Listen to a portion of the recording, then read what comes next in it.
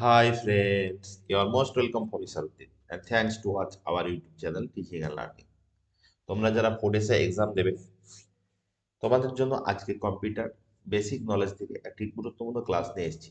তোমরা বিগত দিনের কোশ্চেন দেখেছো নিশ্চয়ই 2019 সালে কম্পিউটার নলেজ থেকে একটি প্রশ্ন এসেছিল।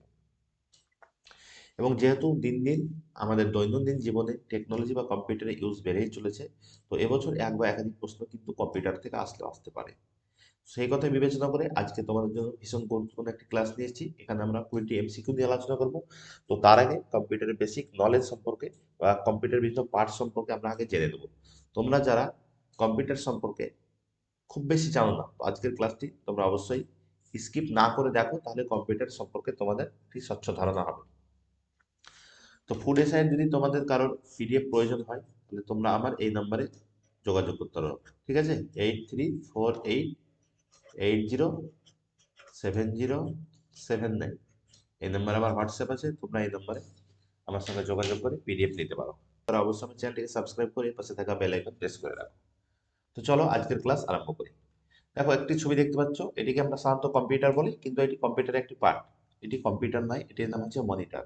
এর সাহায্যে আমরা কি করি, দেখো এখানে লেখা আছে, এটি হচ্ছে monitor two view image, text, video etcetera. অর্থাৎ ছবি দেখতে, লেখা দেখতে বা কোনো ভিডিও দেখতে আমরা মনিটরের সাহায্য নিই। আমরা যখন কম্পিউটারে কোনো কাজ করি তখন সেটা কোথায় ডিসপ্লে হয়, মনিটরে। তো এটি একটি আউটপুট ডিভাইস। এখানে অনেক সময় প্রশ্ন আসে যে নিচের কোনটি আউটপুট ডিভাইস বলে চারখানা অপশন দেবে। তো তার মধ্যে যদি মনিটর থাকে তো অবশ্যই তুমি 100% মনিটরে কল করে চলে আসবে। তো চলো পরের প্রশ্ন কি আছে দেখি। পরের পিকচার কি আছে দেখি। এটা দেখতে পাচ্ছ, এটার নাম হচ্ছে ইউপিএস। ঠিক আছে, এর কাজ কি, এখানে দেখতে পাচ্ছ ইউপিএস লেখা আছে। ইউপিএস এর ফুল ফর্ম আছে অনেক সময় এক্সামে। তো ইউপিএস এর ফুল ফর্ম হচ্ছে আনইন্টারাপ্টেবল পাওয়ার সাপ্লাই। তো এর কাজ হচ্ছে power of protection, power backup and high and low voltage protection. অর্থাৎ তুমি কম্পিউটারে একটি ভীষণ ইম্পর্টেন্ট কাজ করছো, তো সেই মুহূর্তে হঠাৎ ইলেকট্রিকটা চলে গেল, তো সেই হিসাবে তোমার কিন্তু কম্পিউটারটি অফ হয়ে যাওয়ার কথা, কিন্তু এই ইউপিএস এর কারণে সেটি অফ হবে না এবং তুমি তোমার কাজকে স্মুথলি করে যেতে পারবে। সেটির কারণ হচ্ছে ইউপিএস, কারণ ইউপিএস হচ্ছে তোমাকে ব্যাকআপ সাপোর্ট দেবে এবং হাই ভোল্টেজ লো ভোল্টেজের যে প্রবলেম হয় সেটিকে কিন্তু স্টেবল জায়গায় রাখে ইউপিএস। পরের পিকচার কি আছে দেখো। সিপিইউ, সিপিইউ বক্স, এর মধ্যে কম্পিউটারের প্রধান যে উপাদানগুলি সব সিপিইউ এর মধ্যেই থাকে, এর মধ্যেই থাকে। ঠিক আছে, তো এটি কম্পিউটারকে পরিচালিত করে।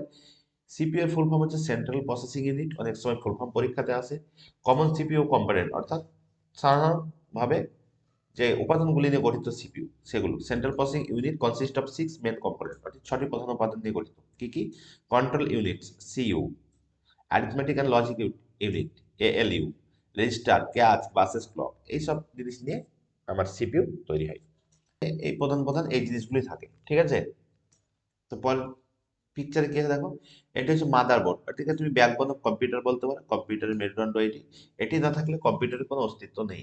ঠিক আছে, এই যে স্লটগুলো দেখতে পাচ্ছ সাদা, পিসিআই স্লট 5টি।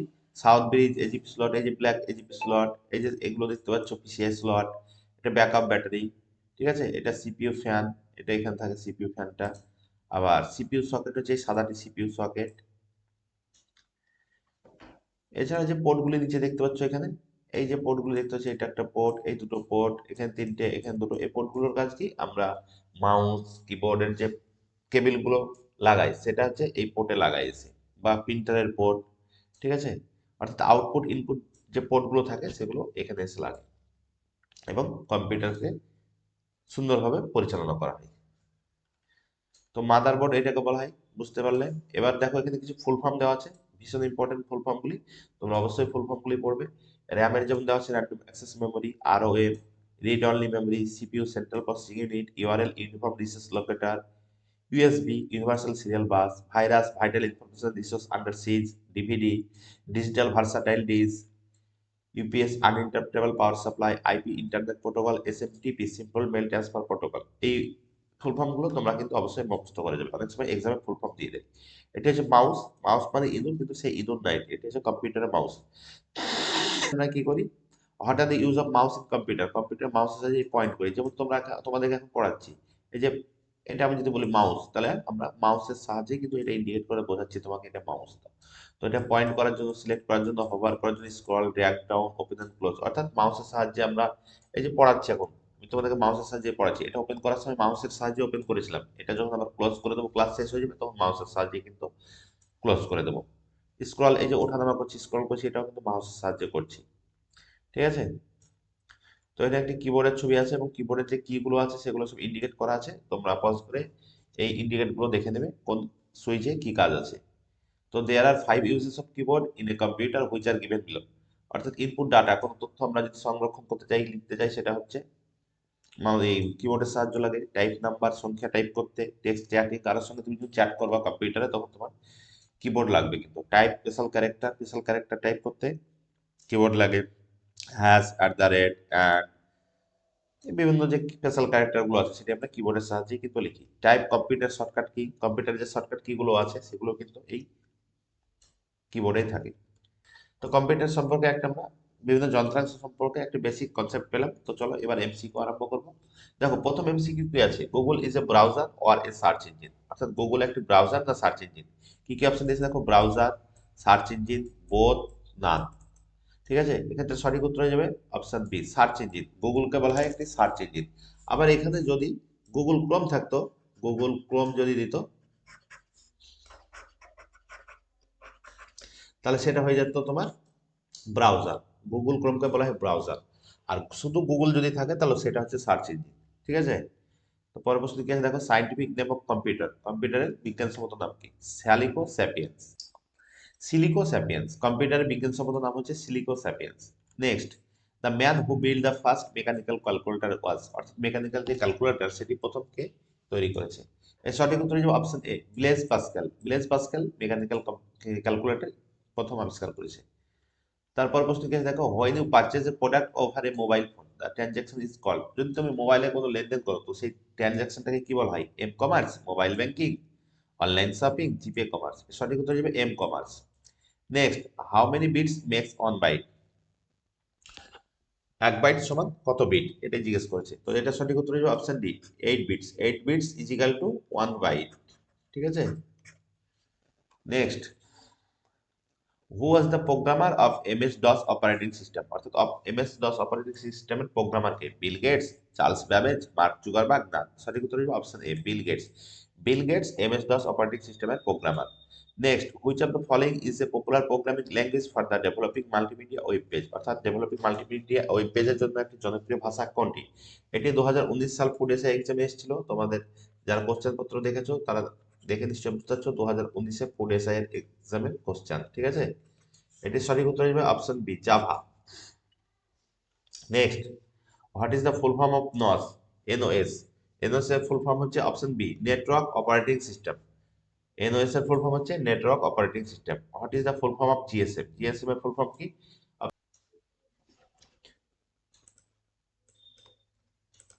পরের প্রশ্ন কি আছে, what is the full form of GSM. GSM এর ফুল ফর্ম কি? সঠিক উত্তর হবে option D, global system for mobile. Next, in which year the domain name system was invented. অর্থাৎ ডোমেন নেম কত সালে আবিষ্কৃত হয়েছে? এর সঠিক উত্তর হবে option C, 1983। What is the use of output device. Output ডিভাইসের কাজ কি? টু ইনপুট ডাটা, অর্থাৎ ডাটা ইনপুট করার জন্য, কোনো তথ্য স্ক্যান করার জন্য, কোনো তথ্য সংরক্ষণ করার জন্য, টু ভিউ প্রিন্ট ডাটা। তো এটা সঠিক উত্তর অপশন ডি, আউটপুট ডিভাইসের সাহায্যে আমরা টু ভিউ অর্থাৎ কোনো কিছু দেখি, যেমন মনিটরের সাহায্যে আমরা যে কাজগুলি করি সেগুলো দেখতে পাই। প্রিন্ট ডাটা অর্থাৎ আউটপুট ডিভাইস, যেমন প্রিন্টার একটা আউটপুট ডিভাইস, তার সাহায্যে আমরা ডাটা প্রিন্ট করি, ঠিক আছে। তাহলে সঠিক উত্তর হয়ে যাবে option D, to view or print data. How many parts are there in CPU. CPU প্রধানত কটি পার্ট থাকে? সেটা হচ্ছে অপশন দুটি। কি কি? একটা হচ্ছে এএলইউ আর একটা হচ্ছে সিইউ। তো এএলইউ এর ফুল ফর্ম হচ্ছে অ্যারিথমেটিক এন্ড লজিক ইউনিট। তো সিপিইউ এর সাধারণত দুটি পার্টস থাকে, একটা হচ্ছে এএলইউ অর্থাৎ অ্যারিথমেটিক এন্ড লজিক ইউনিট, আর একটা হচ্ছে সিইউ অর্থাৎ কন্ট্রোল ইউনিট।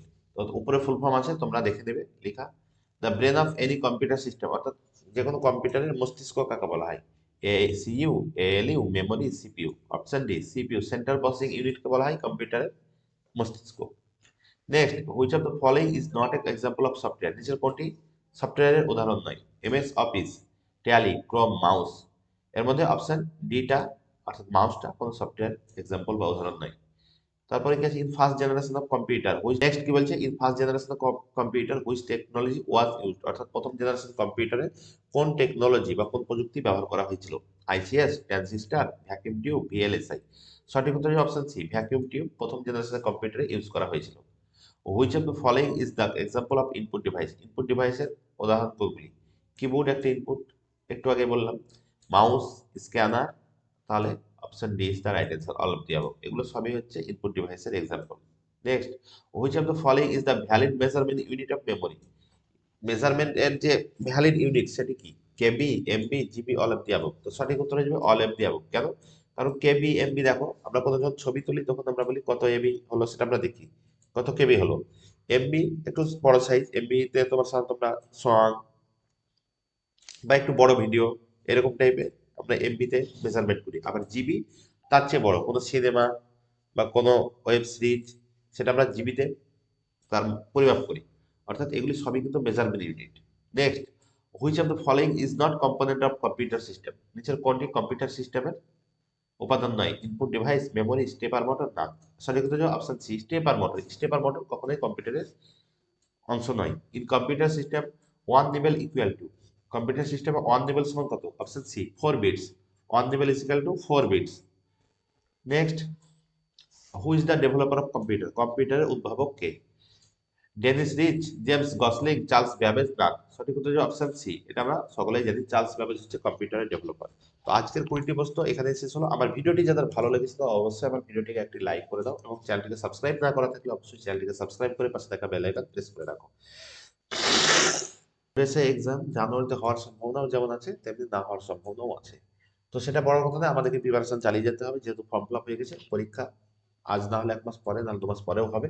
তো প্রিপারেশন কন্টিনিউ করে দাও, কারণ এখন রিসেন্ট যে এক্সামগুলো হচ্ছে তার যদি তোমরা কোশ্চেনগুলোকে ট্যালি করো তো দেখবে আগেকার মতো কিন্তু আর কোশ্চেন হচ্ছে না, এখন সব কনসেপচুয়াল কোশ্চেন হচ্ছে, এবং তোমাদেরকে ভালোভাবে পড়াশোনা করতে হবে।